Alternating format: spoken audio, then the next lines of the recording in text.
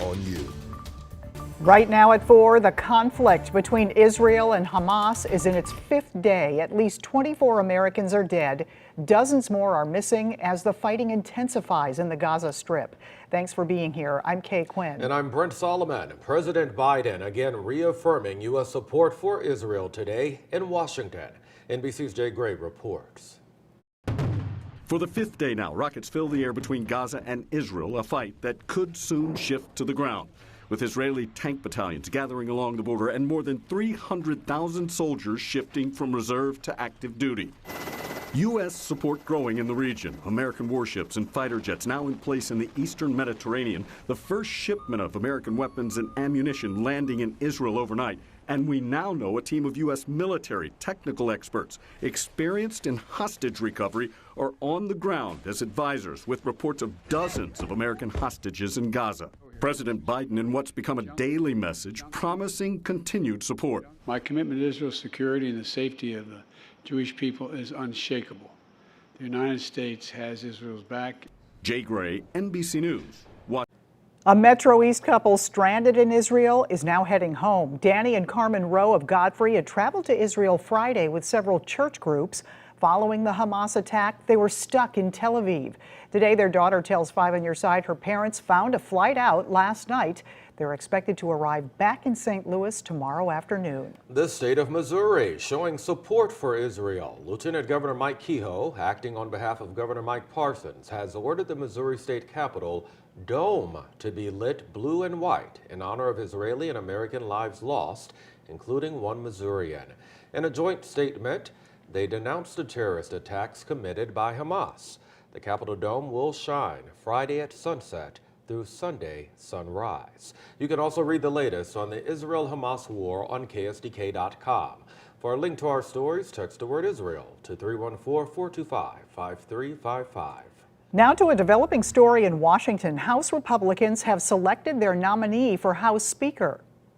First, I want to thank my House Republican colleagues for just designating me as the Speaker. Obviously, we still have work to do.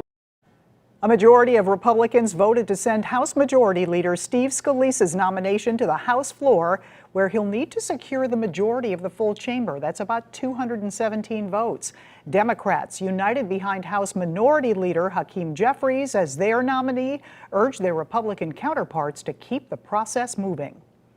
The House needs to have a speaker. I mean, this is just chaos under the Republican mismanagement of the House of Representatives, and we're hopeful that they'll be able to have some clarity about what they want to do today. A floor vote of the whole House could happen at any moment. Supplemental aid to Israel and funding the federal government beyond November 17th will be immediate top priorities for the new speaker. There's new information on a deadly overnight crash in downtown St. Louis. It happened around 3:30 this morning near Enterprise Center. Investigators say a Chevy Monte Carlo was speeding on 14th Street when the driver ran the red light at Clark and hit a box truck. The 34-year-old male driver died at the scene. The box truck driver was taken to the hospital with minor injuries. A volunteer football coach is recovering after he was shot during practice Tuesday night. St. Louis police officers responded to Sherman Park just after 7. They found the 30-year-old victim who'd been shot several times on the football field. Investigators say the victim and suspect got into an argument, and that's when the suspect fired shots. The victim was taken to a hospital for surgery. The suspect later turned himself into police.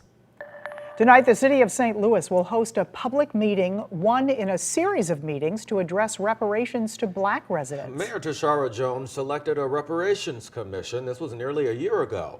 They say they need your feedback before December. 5 on Your Side's Diamond Palmer is live with an update on that commission's progress. Diamond. Good evening, Kay and Brent. Well, the Reparations Commission has been holding meetings since it formed in March 2023. They've been collecting data, including things about education, health care, and income. But now they're asking for more of the public's help in determining what exactly these payments would look like. Now, we want to take you to some video here. The commission plans to keep asking the public for comment until the end of December, because starting in January, the commission will come together to draft a final report. It will then be given to the the mayor and board of aldermen for a final decision. But so far, the commission says residents have recommended things like being able to trace your lineage a certain number of years for payments of $25,000. The commission's vice chair says he's confident the city could make reparations happen, but looking to cities in Illinois and California where legislation has passed. The nature of these injustices, we recognize that we're not going to move our city forward until we have some healing, some racial healing. And that racial healing means that we have to afford the resources, the appropriate resources. There has to be some allocation of resources really to address the harm that's been done for decades, for centuries in St. Louis. Tonight's meeting will be held virtually for the public to learn about what exact data this commission has been collecting for the last several months. But the next opportunity for the public to go to these meetings in public won't be until October 28th. Reporting live here in downtown, Diamond Palmer, 5 on your side. All right, Diamond, thanks. Let's take a live look over downtown St. Louis now. The sun is out this afternoon, temperatures reaching nearly 80 degrees. Meteorologist Gary Frank now with your weather first forecast. Yeah, good afternoon. We're looking at St. Charles as well. Just about the same look. It just doesn't feel like it has recently. The last few mornings in the 30s and 40s where we were talking about patchy frost or even seeing it. Now we've had more clouds. We started off with the rain this morning that cleared out pretty quickly as part of a warm front that lifted north. And that's what's been responsible for getting us to 80 degrees. That's where we sit right now as our wind has been out of the south-southeast for the most part. It's now switched to the south at 13 miles an hour. A little bit more humid. That's not really something that we're going to talk about here once we get past this weekend. But leading up to, the next couple of days, this evening, temps fall quickly, but not as quickly as you have seen. It's only going to be about 70 by 8 or 9 o'clock. So the last few evenings where you've really had to add that extra layer, you don't have to worry about that. Rain's over today. It's warm and windy tomorrow again as we quickly return to fall. As we quickly return to fall, updating on the drought monitor, it's been dry. We know that. The leaves are green. We'll talk about that and also bring our next rain chance with the next fall cold front as we head into the weekend. All right, thank you, Gary. Plans for a military memorial in Grafton are moving one step forward. This morning, a formal unveiling of the National Memorial of Military Ascent Complex was held at the Grafton Visitor Center. It'll include a military memorial plaza featuring black obelisks representing all branches of military service and an interactive museum. The mayor of Grafton, who is a military veteran, spearheaded the project. This is a memorial for every veteran and their families. Those that served overseas, those that served stateside, those that never got out of, like Patton said, Hoboken, New Jersey, wherever he was, working there. This is something where they can come in, look at the War Plaza, the Memorial Plaza for the Army, Navy, so forth, and visit. They can talk with their family of what they did during the war or during their campaign.